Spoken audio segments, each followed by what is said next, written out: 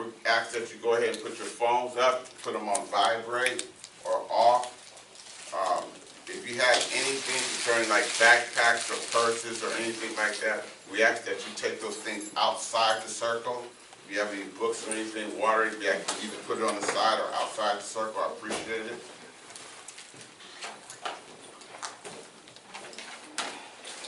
And we're going to get a little close-knit if we can, because the empty chairs, I'm probably going to remove them. That'll probably give us some more room also. So I'm going to take this, excuse me there, sir.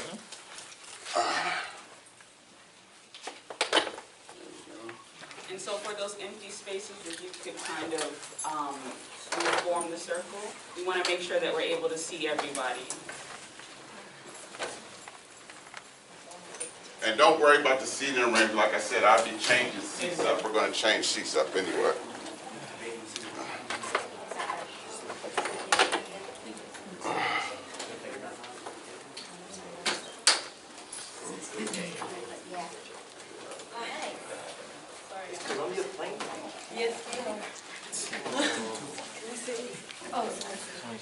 No, we can.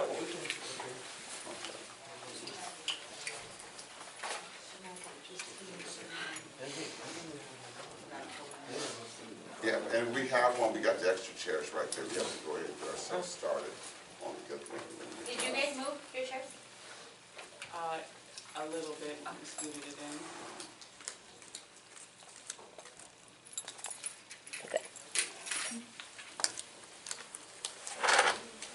Again, thank you guys, and we welcome everyone here today. We're going to be doing a 2-day training on restorative practices. I think we want to first just head off by allowing NCRC to say a few words and to thank them for allowing us to be here for us to start our process. Carla, I think we're going to have a call. Like share. And I think we could probably just scoot over and get right in there. Thank you, sir. I appreciate it. While they're doing that, I Thank just you, want to Joe. say good morning and welcome to everyone. Let's see, where can I be with everyone? He doesn't have to. So I just want to welcome you to National Conflict Resolution Center. This space here is called the Center for Community Cohesion. We're a community-based initiative of the National Conflict Resolution Center. We have been partnering with Reggie and Project Aware for a few years around mentoring and bringing trainings here to the community. So I hope everyone, takes the opportunity to, open their minds and really be open to this whole process. We also house in this building the restorative practices team that teaches restorative practices in San Diego Unified School District. So in addition to doing community engagement and capacity building, we're really proud of the work that we're doing around restorative practices and the pipeline to prison work. So I hope everyone is really open and takes this opportunity for learning new ways to build community in our communities. So welcome. Thank you. Thank you, Catherine. And again, what we're going to be doing for these next 2 days is, yes. I think once the bodies comes in, it gets a little warm up in here.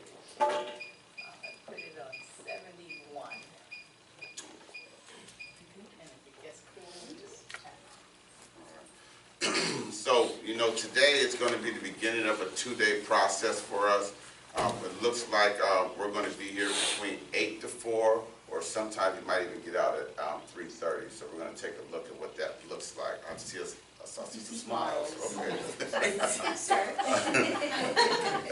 This is my life, but I also understand that we have our time frames that we want to sort of like go by.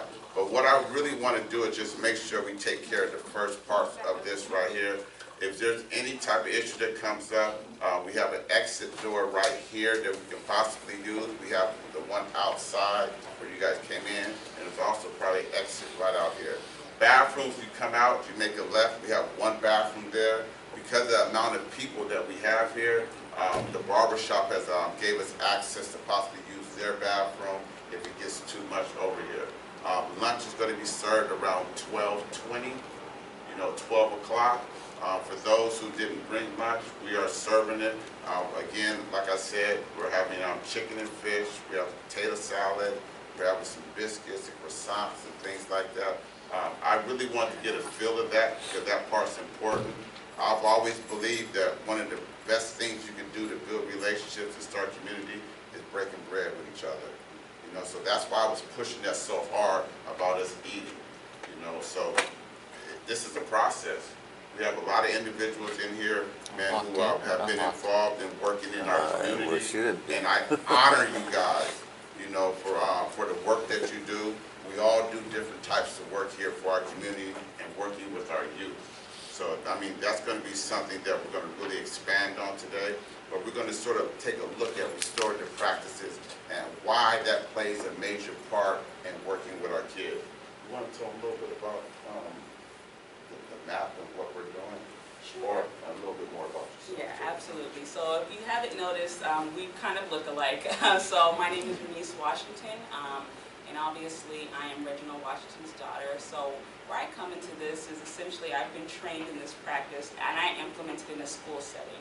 So I have my master's in special education, and so that's what I do. I teach high school specifically, special ed students and things like that, but I try to implement restorative practices into our building, into our district, and that's kind of led me to a different role in which I'm now the restorative practices coordinator for the whole district.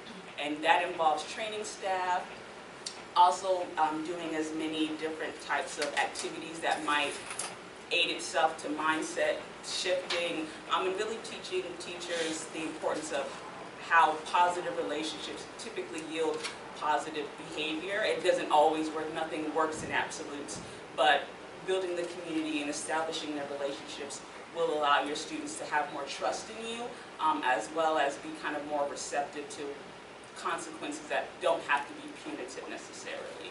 I teach teachers the main goal is to repair the harm. There are a couple more people. Do you know how many more it is? Two. Joe, I think you're in charge of the chairs, man. And I don't know if we could probably put one right there.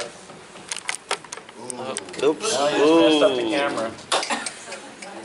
You saw him do it?